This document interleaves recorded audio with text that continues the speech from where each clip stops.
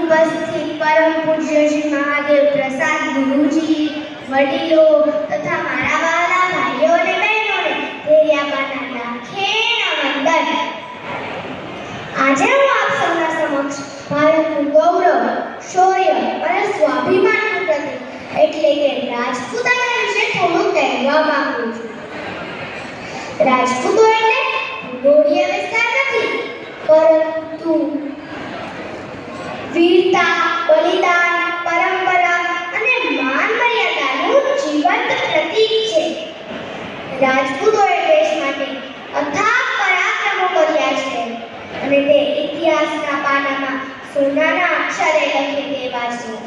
રાજપૂત યોદ્ધાઓએ રણમેજીના રણમેમલના એટલે કે યુદ્ધમાં જીવવું અને યુદ્ધમાં જ વીરગતિ પામવું તે તેના જીવનનો ધર્મ માન્યો હતો।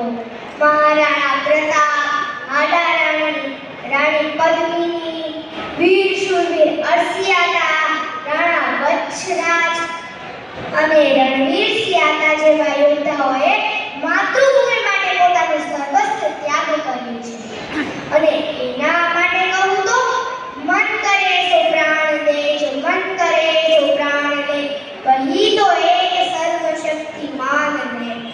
कृष्ण की पुकार है, ये भागवत का सार है, युद्ध ही तो वीर का प्रमाण है। અને જે નાની નાની વાતમાં પોતાની જિંદગી હારી બેઠે છે ને એના માટે કહું તો શ્રી કૃષ્ણની જિંદગી કેવી હતી।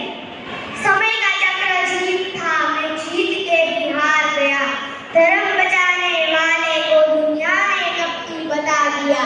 तरह तरह के श्राप मिले, अश्रु की बूंदें सूख गई, माँ गांधारी के श्राप से मेरी द्वारिका भी डूब गई, मेरी बांसुरी भी छूट गई, मेरी द्वारिका भी डूब गई।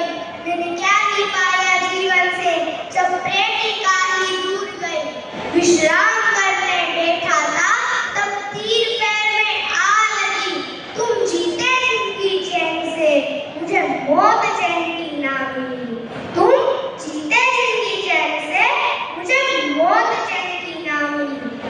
અને મર્યાદા પુરુષોત્તમ રામ વિશે કહું તો हाथ काट कर रख दूंगा अगर नाम समझ आ जाए तो, कितनी दिक्कत होगी अगर राम समझ आ जाए तो।